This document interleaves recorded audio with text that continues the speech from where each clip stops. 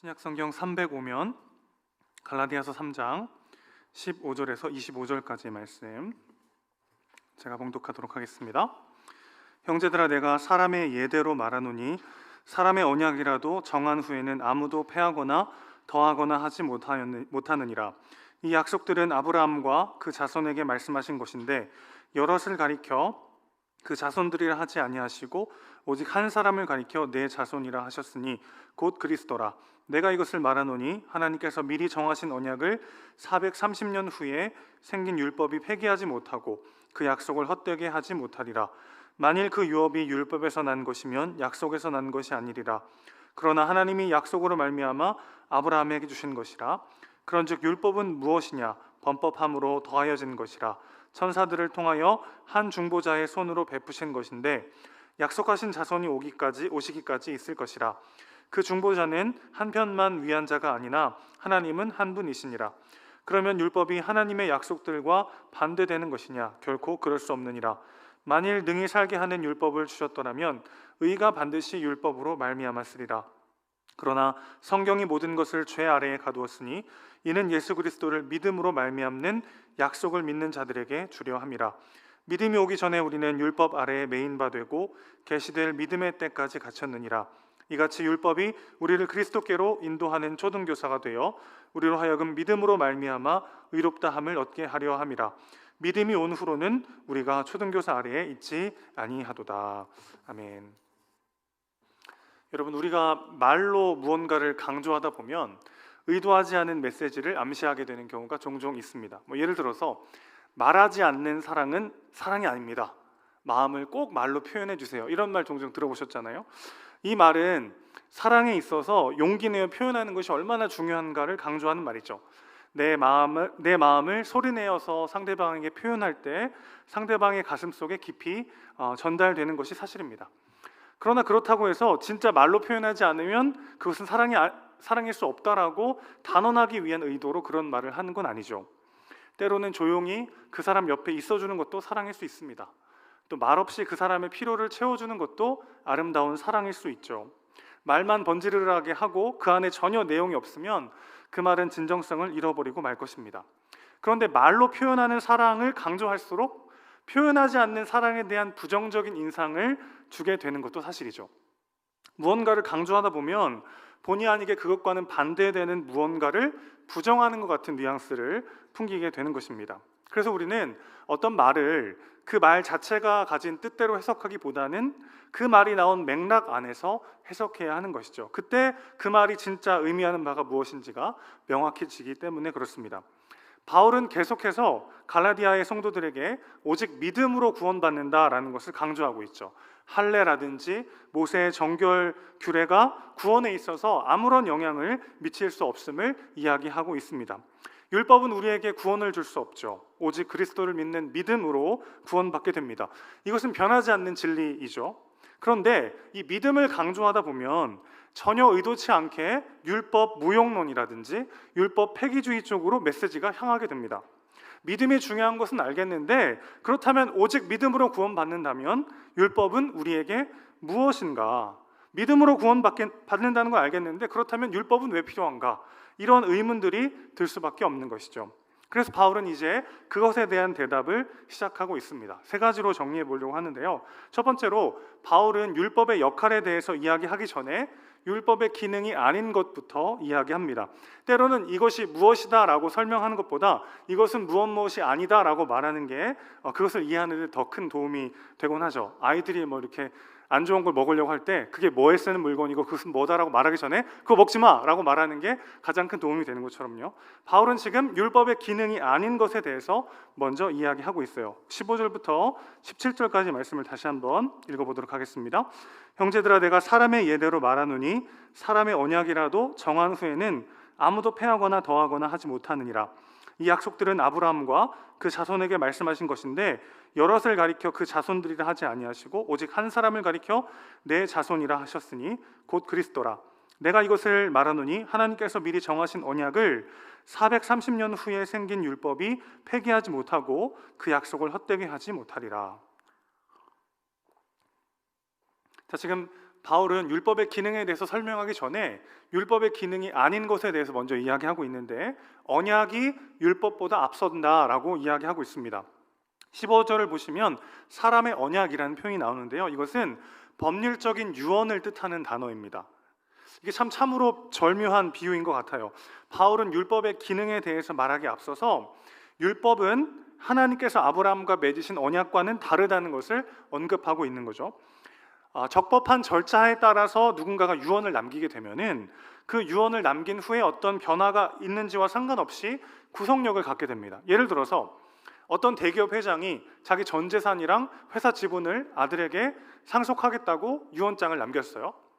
그리고 죽었습니다. 그런데 아버지가 죽자마자 이 아들이 허랑방탕하게 아버지의 재산을 막 탕진해요. 그래도 아들에게 회사 지분이 상속되는 것은 변하지 않죠. 유언이 법적 효력을 갖고 있기 때문에 아들이 어떤 일을 행하는가와 상관없이 그 유언은 계속됩니다. 회장의 유언은 그 아들의 행실이 어떠한가와 상관없이 법적 효력을 갖는 것이죠. 하나님은 아브라함과 언약을 맺으셨어요. 그리고 이 언약은 아브라함의 후손들의 율법 준수 여부와 상관없이 영향을 계속해서 미치게 되는 거죠. 아브라함과 맺은 언약을 430년 뒤에 주신 율법이 폐기하지 못한다라고 이야기하고 있습니다. 하나님께서 아브라함과 맺으신 언약은 종주권 조약이라고 해서요. 당대 이 강대국의 왕과 약소국의 왕 사이에 맺는 언약입니다. 약소국의 왕이 조공을 바치면서 우리를 지켜달라고 요구를 하고 강대국의 왕은 조공을 받고 전쟁으로부터 그 나라를 보호해주는 일종의 약속이죠. 그런데 하나님은 그 고대 근동에서 유행했던 그 조약을 가지고 와서 아브라함과 똑같이 조약을 맺으시는데 그 고대 근동에 널리 퍼져 있던 종주권 조약과 다른 게 딱 한 가지 있어요. 뭐냐면 그렇게 약속을 할 때 보통 짐승들을 반으로 쪼갭니다. 그리고 나서 그 사이를 약소국의 왕이 지나가요. 어떤 뜻입니까? 만약에 내가 왕을 배신한다면 이 짐승들처럼 반으로 쪼개줘도 할 말 없습니다. 이런 뜻이죠. 그런데 아브라함과 언약을 맺으실 때 보면 창세기를 가만히 읽어보면 아브라함이 그 사이를 지나간 게 아니라 하나님께서 불로써 그 사이를 지나가십니다. 그러니까 아브라함이 지나간 게 아니라 하나님이 지나가신 거죠. 그렇기 때문에 이 언약이 깨진다면 그것의 대가는 하나님께서 직접 지불하시겠다는 뜻인 거예요. 아브라함과 그 후손들은 하나님을 믿고 그분의 말씀대로 살아야 했습니다. 제사장 나라로서 하나님 앞에 헌신해야 됐죠. 그리고 하나님은 그들의 하나님이 되셔서 그들을 지키시고 보호하실 책임이 있었습니다. 이게 하나님과 아브라함 사이에 맺어졌던 언약의 핵심이죠. 그런데 아브라함은 이 언약을 맺자마자 하나님에 대한 믿음을 저버립니다. 이 언약 이야기가 나오자마자 그 다음 장에 보면은 하갈을 통해 이스마엘을 낳는 이야기가 나와요.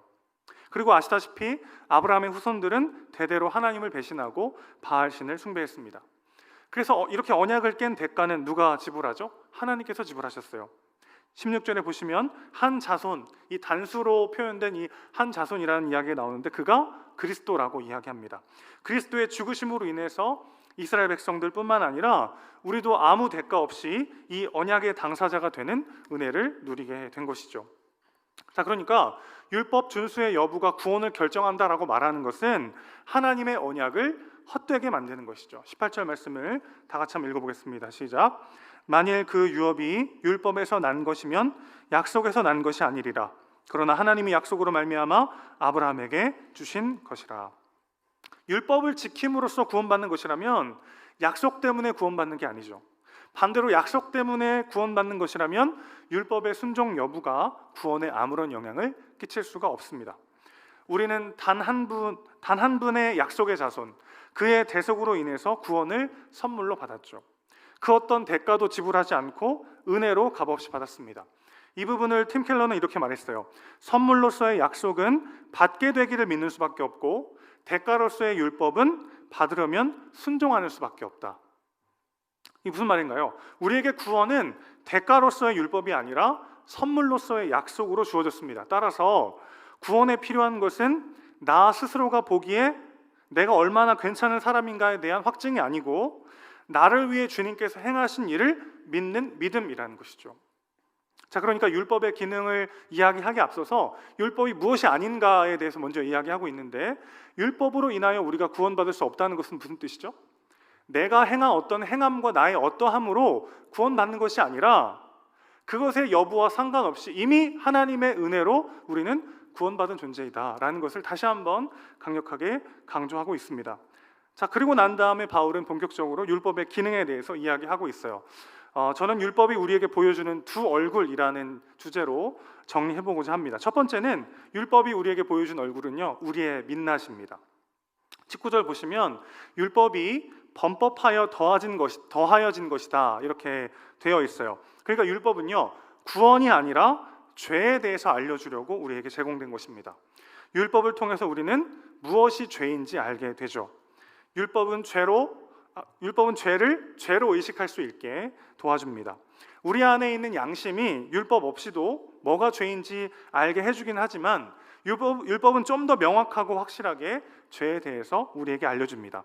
그런데 중요한 게 있어요. 율법은 죄가 무엇인지를 알려주지만 그 죄를 이길 수 있는 힘은 우리에게 줄 수 없다는 것입니다. 21절 보실까요? 21절 보시면 살게 하는 율법이다 라는 표현이 나와요.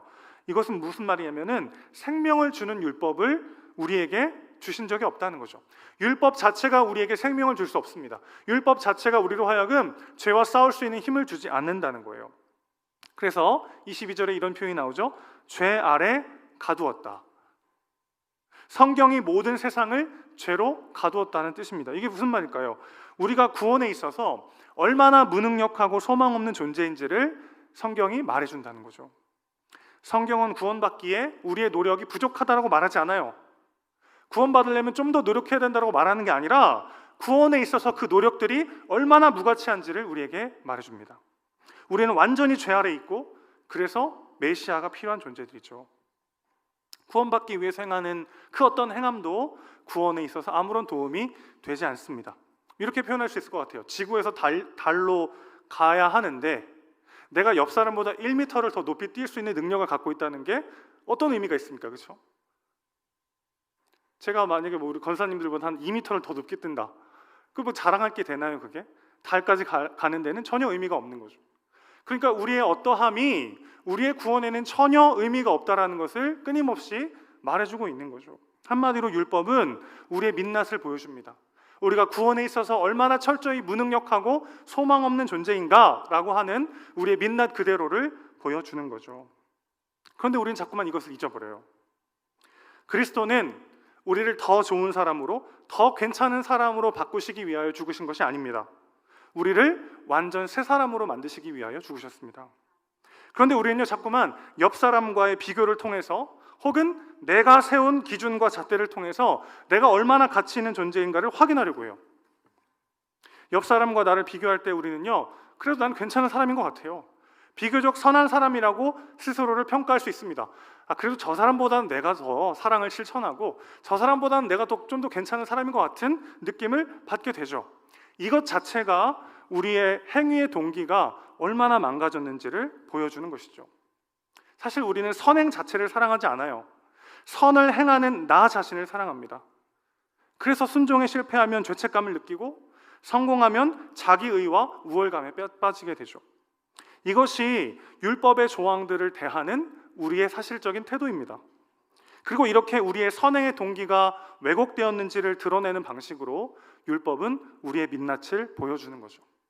그러니까 율법을 볼 때마다 그것에 순종하는 것을 실패할 때마다 막 죄책감을 느끼고 자괴감을 느끼거나 혹은 그 율법의 말씀에 순종하는 것을 성공할 때마다 뭔가 우쭐하거나 우월감이나 뭔가 자기의에 빠져 있게 되는 우리의 모습을 볼 때 율법은 뭘 말해요?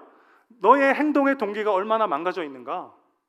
그것이 구원에 있어서 아무짝에도 쓸모없는 일임에도 불구하고 우리는 그것 때문에 옆 사람과의 비교가 주는 얄팍한 우월감을 나의 의 삼아서 얼마나 내가 더 좋은 사람인가, 더 괜찮은 사람인가, 더 나은 인생인가, 그것을 증명하려 애쓰려고 하고 있는 거죠. 그것 자체가 우리의 민낯이 얼마나 구원과는 멀리 있는 그런 소망 없는 존재인가를 보여준다는 것입니다. 율법은 우리의 민낯을 철저히 공개하고 있죠. 두 번째입니다. 율법이 우리에게 보여주는 두 번째 얼굴이자 율법의 기능이에요. 율법은 율법을 넘어 그리스도를 보게 한다는 것입니다. 그렇기 때문에 율법이 우리에게 보여주는 두 번째 얼굴은요, 예수 그리스도의 광채라고 할 수 있겠어요. 율법은 율법 너머를 가리키는 가정교사입니다. 오늘 본문에 파이다고고스라고 하는 가정교사라는 단어가 쓰였는데, 바울이 활동하던 시대에는요, 노예를 가정교사나 보호자로 두어서 자녀를 감독하곤 했습니다. 그런데 25절 보시면요, 가정교사가 성인의 삶을 준비시키듯이 율법도 율법 너머를 가리킵니다. 여러분, 어린 아이 때 배운 것이 이제 성인 되면 다 쓸모 없어지는 건가요? 그렇지 않죠. 나 이제 성인 됐으니까 앞으로는 양치질을 하지 않도록 하겠습니다. 말이 안 돼요. 어린 아이 때 배웠던 것은 그대로 자발적이고 자연스럽게 성인으로서 하게 되죠. 자, 그러니까 전에는 구원받기 위해 순종해야 되는 것 같은, 구원받기 위해서는 내가 더 좋은 사람 되어야 하고 내가 더 사랑받고 가치 있는 존재가 되어야 할 것 같은 그런 존재적 부담감에 시달렸다면, 이제는 구원받았기 때문에 순종하는 삶으로 살게 만든다는 것이죠. 어떻게 이게 가능합니까? 율법을 온전히 순종하신 그리스도의 광채를 보여줌으로써 우리를 그런 길로 인도한다는 거예요. 여기에 진짜 율법의 가치가 있다고 생각합니다. 율법은요, 그리스도께서 우리를 위하여 전가하신 의가 무엇인지를 우리에게 자세하게 알려주는 거죠. 예수님이 십자가에서 죽으시고 부활하심으로 우리의 모든 죄의 대가를 지불하셨습니다. 만약에 이게 끝이라면 우리는 지금 막 형을 다 마치고 나온 전과자에 불과하죠. 그런데 예수님은요, 성육신 하셔서 이 세상에 오셨어요. 그리고 당신의 전 생애를 통해서 율법에 완전히 순종하셨습니다. 그래서 우리에게 의로 옷 입혀주셨어요.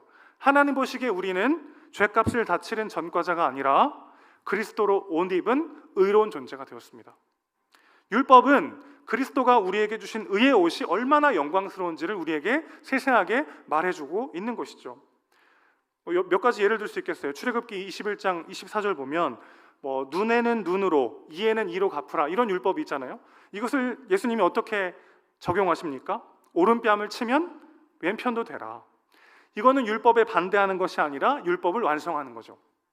율법을 통해 의도하셨던 하나님의 뜻을 온전히 이루셨음을 우리에게 말씀하고 계신 것입니다. 사실 이 동해동영법이라는 것이 무엇을 위해서 주어졌나요? 여러분, 누군가가 내 뺨을 한 대 치면 똑같이 한 대, 뺨 한 대만 치고 싶나요? 더 많이 치고 싶나요?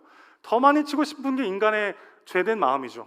내가 당한 피해보다 더 큰 보복을 하고 싶은 게 인간의 마음이에요. 그러다 보면 어떻게 됩니까? 끊이지 않는 피해 보복이 계속되는 거죠. 그렇기 때문에 딱 네가 피해 받은 만큼만 보복하라고 하는 이 말씀은 서로 헐뜯고 막 죽이고 그러라고 주신 것이 아니라 서로 사랑하며 함께 하라는 말씀인 거죠. 그 말씀을 예수님은 완성하셨죠. 예수님은 우리를 위하여 침뱉음과 모욕을 당하셨습니다. 병정들이 예수님의 따귀를 때리고 누가 때렸는지 맞춰보라고 조롱했어요. 그때 예수님은 침묵하셨습니다. 오히려 그분의 모든 것을 내어주셨어요. 그분이 우리를 위해 수치와 모욕을 당하심으로 우리는 형언할 수 없이 가치 있는 존재가 되었습니다. 예수님은 가시 면류관을 쓰셨지만 그렇기 때문에 우리는 존귀와 영광의 면류관을 쓰게 된 것이죠.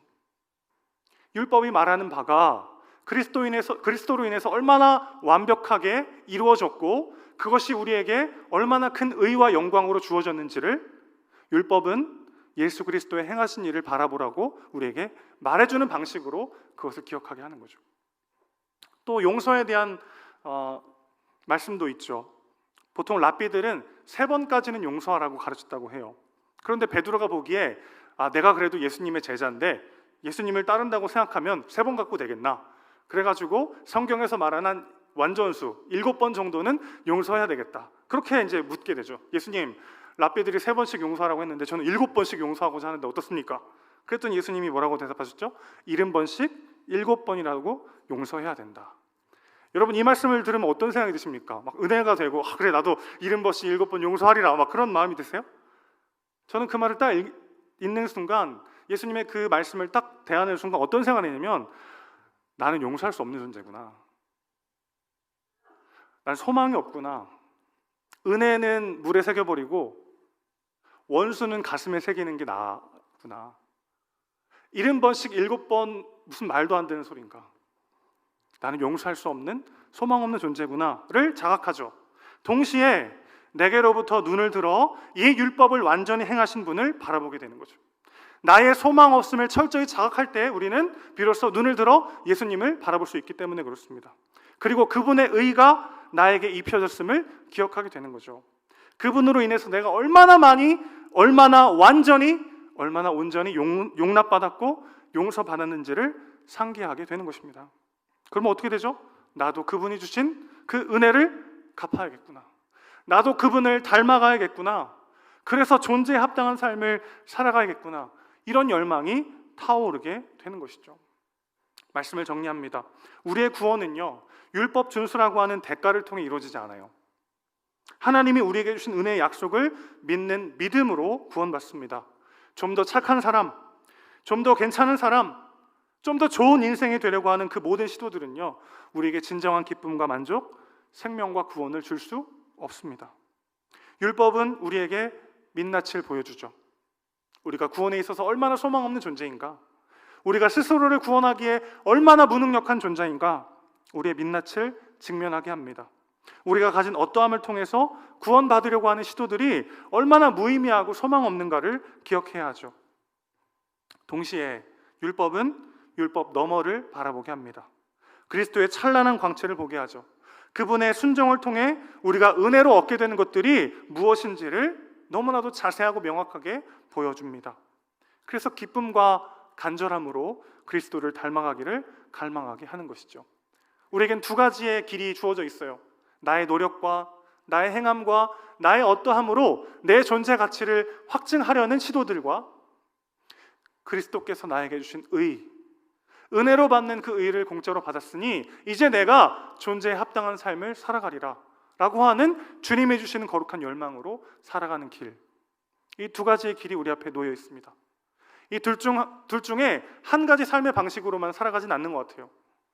내가 값없이 구원받았고 나를 있는 모습 그대로 사랑하시는 예수님을 믿고 그 주님과 동행하며 살아가다가도 끊임없이 누군가에게 인정받아야 되고 누군가에게 사랑받아야 되고 내가 처한 이곳에서 더 높이 올라가고 성공하고 많은 것을 가져야만, 내가 저 사람보다는 유능해야만, 저 사람보다는 인정받아야만 내가 가치 있는 존재라고 여길 때도 참 많이 있죠. 우리는 그렇게 우리는 율법이 주는 헛된 약속과 그리스도께서 주시는 영원한 약속 사이에서 방황하며 살아가고 있습니다.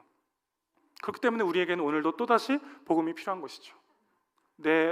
내 마음에 피어오르는 두려움과 외로움과 절망은 어디서 오는가? 그리스도께서 은혜로 주시는 그 의를 한사코 거절하고 나 스스로 얻을 수 있는 나만의 영광, 나만의 의, 나만의 성공, 그것들을 추구할 때 우리는 또다시 무너질 수밖에 없는 것이죠. 사랑하는 성도 여러분, 우리에게는 소망이 없습니다. 우리의 민낯을 직면해야 돼요.